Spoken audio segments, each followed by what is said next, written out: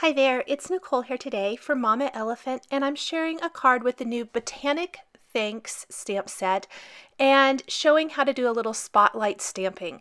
This is a big, bold stamp set, very similar, very same design as their Botanic Hello that came out earlier this year.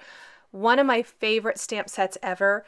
I'm so excited that they added the thanks to this.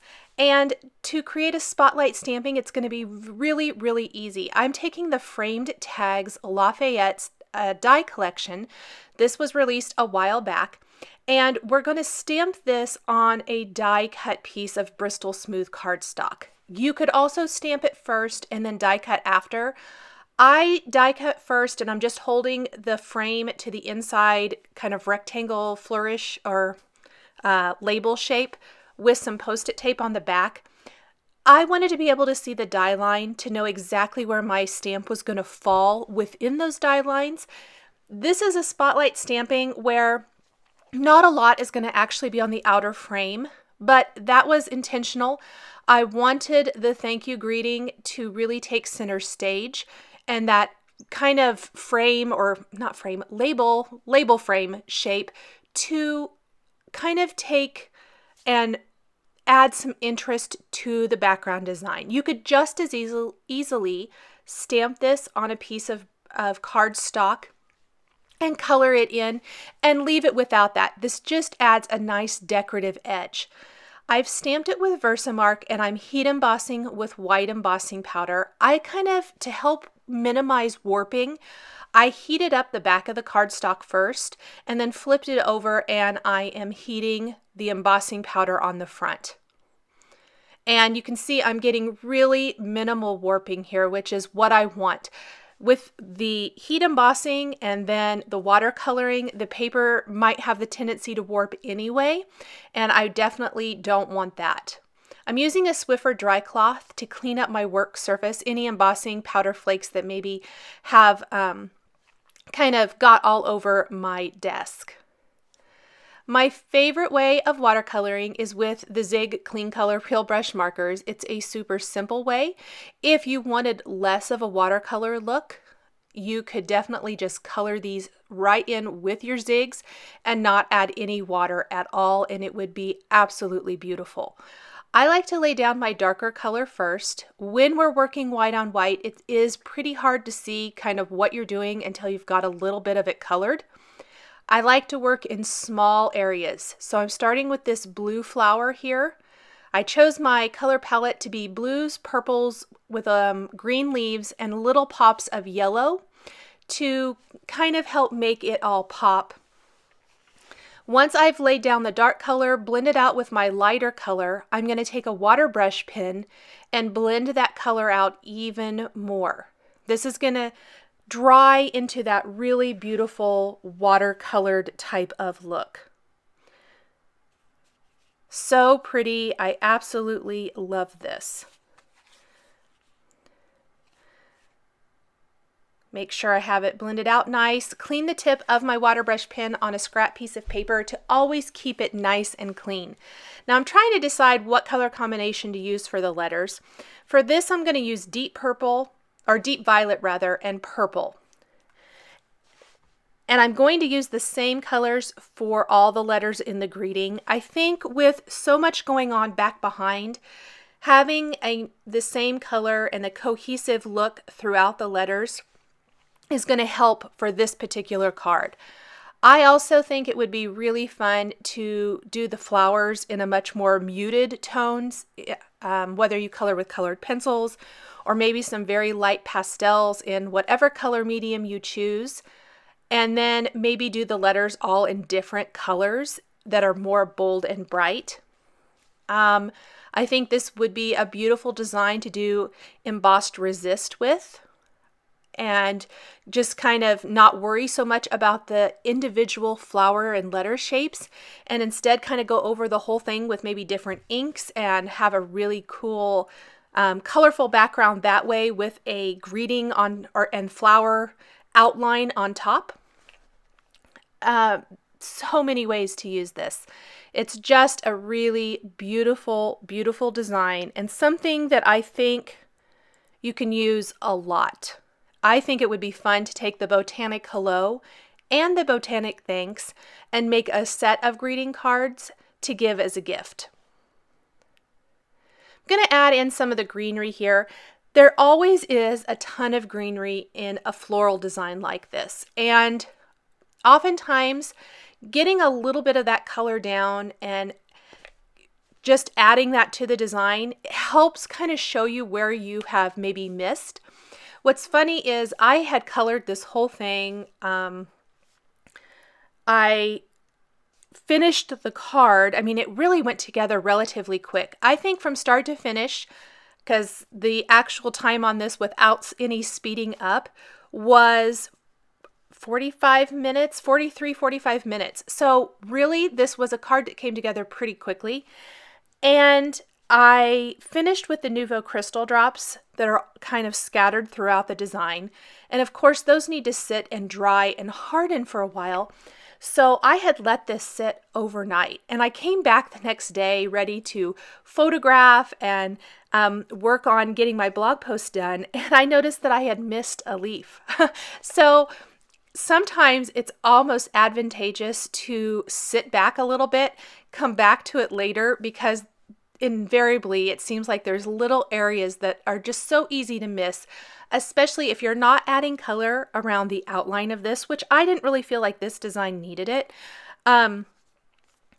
You can miss those little things, but if you just step back for a little bit and come back later, a lot of times it's just glaringly obvious. The particular leaf was over on the right side of the card, and it was actually just a little tip of the leaf and then a little bit that went on the other side of the S in thanks. And it was so obvious later, but I remember thinking at the time that I had colored it all. So it's just kind of one of those funny things. So I've got an aqua flower, my yellow flower, kind of yellowish orange flower, and then purple, which is a different purple color combination than what I used for the letters, and that was on purpose. I used kind of a magenta purple color combination for the letters, and for my purple flowers, those are going to be the same deep violet color, but I'm using English lavender with that instead, which gives it more of a purple feel rather than the kind of magenta feel. And I really, really liked that color combination as well. Most of the color combinations I'm using here, in fact, I think all of them, I don't use purple a lot, but I do like purple in flowers, and I like these color combinations. Everything else are color combinations I use a lot. I have gotten many, many questions, and I continue to get them. What set of Zig Clean Color Real Brush markers did I buy? I did not buy them in a set. I bought mine individually so I could pick and choose. I don't have all of the markers. I'm probably closer to it now than I had been, as I filled in with a few here and there. Some colors I didn't think I need. For example, English lavender is not one that I picked up right off the bat, and I got it probably within the last 6 to 8 months, and I really like it. Bright yellow, one of the colors I also used here with the yellow, another color that I didn't think I needed, and it is one of my favorites. So I kind of suggest starting out with a few colors you think you like. You definitely don't need them all. There are some sets that are great. I just did not want to get a set and get markers that I did, or colors that I knew I wouldn't use. I tend to gravitate towards the same color combinations in my work, and I used to think that was kind of bad, that I didn't kind of work outside of my comfort zone or whatever, but I have learned over time, while I do like to challenge myself at times with different things, it's okay to kind of embrace what you love and the color combinations that you like. I always like my projects better when I follow my own personal, what I like, and the projects where I try to use a color combination that maybe isn't natural to me is kind of a stretch. It's not something that I particularly love, but I think I need to use it. Those end up being projects that I am not fond of. And so I've just kind of learned over time, it's okay to embrace the fact that I'm kind of a brights kind of girl. While I do like to do the muted tones here and there, most of the time I am drawn to bright color. And it's what makes me happy. So definitely follow your own heart with what color combinations and colors you like, because you will like your work so much better that way. I have listed all the colors I'm using just kind of in that bottom left corner or along the side of the screen. Hopefully this helps you follow along a little bit as I'm working, and it can be used as reference if you like those color combinations and want to try something similar. Once this is all colored in, I guess I've got another flower here. Even when it's all colored, there are still times I have to sit back, stand back, and go, did I get it all? I'm going to kind of let that dry. It dries really, really quickly. I'm going to take my adhesive runner and put a nice layer of adhesive all over this. And you might be wondering why. This is going to be inlay style. This is the spotlight part of the card making. I'm going to take my frame first, line this up.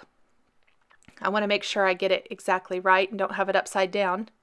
Even though I'm adhering my frame upside down right now, I'm going to secure that to my side fold card base. Then for the inlay, I have die cut additional LAFAYETTE frames, and the frame portion I'm just setting aside to use for another project. What I want is that inside rectangle. You could use foam tape if you wanted to as well. I really like that from a side view, this is just going to be stacked kind of label frames, one on top of another. And from the side view, it's so much cleaner and nicer than foam tape. Foam tape is something that we need and use a lot for shakers and other dimensional embellishments and things like that. But the side view isn't always very pretty, and that doesn't always matter. It's true. But I definitely like when I can make the side look as nice as the front. And this is an easy way to do that. I did not use as high quality of cardstock for this. I just needed the dimension. So I've stacked several frames one on top of another, and I'm going to finish with the panel that I watercolored.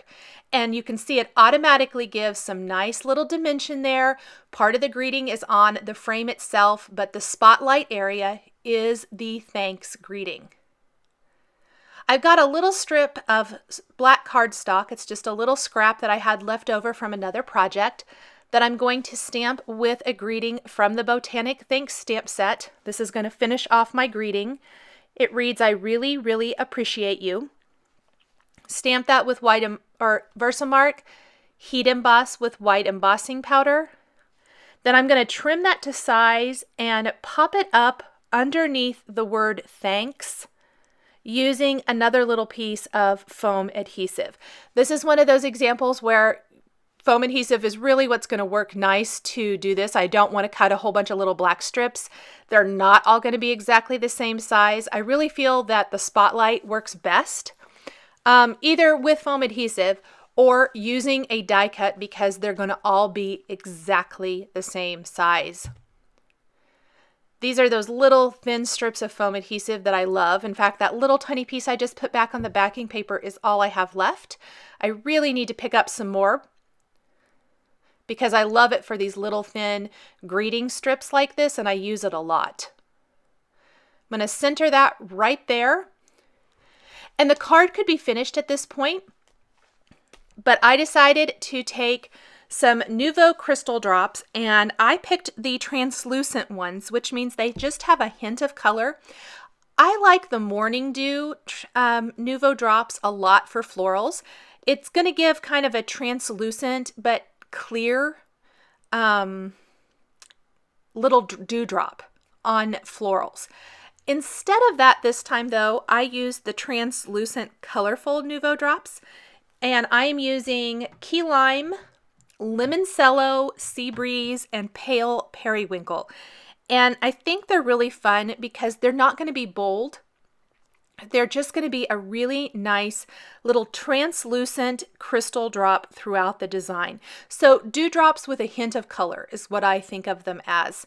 I purposely picked colors very similar to what I used for coloring in my flowers, so that they would coordinate nicely. And I generally like to squeeze out just a little bit on my cardstock ahead of time. I know I had a YouTube viewer tell me if you store these upside down, you don't get the air bubbles as bad. So I'm going to need to flip all of mine over and try that. I hadn't yet when I did this video, but that was an awesome tip, and I really thank whoever posted that. I don't have it in front of me right now, so thank you very much. I love those little things. I'm always learning just like you guys are, and I really appreciate that. A few more here and there. I really just tried to make it even. No real rhyme or reason. Some of the drops are around the floral design, some are on top. I just tried to do a whole combination. If they are on top of a color, they're really just going to look like kind of a little glass or bubble on top of the flower petals, more like the Morning Dew Nuvo drops, because the color underneath is going to overshadow everything else, which does not bother me. I just wanted a few little drops on the flowers and then a few around. I think I'll add just a couple more here and there. Let this sit and dry for a good 24 hours until the Nuvo drops are completely dry and hard. And my thank you Botanic Thanks card is all finished. Thanks for joining me today for this card featuring the brand new Botanic Thanks stamp set. The supplies I used to create my card are listed and linked below the video here on YouTube. Here are a couple more cards featuring Mama Elephant that you might be interested in. Thanks for watching, and we'll catch you next time.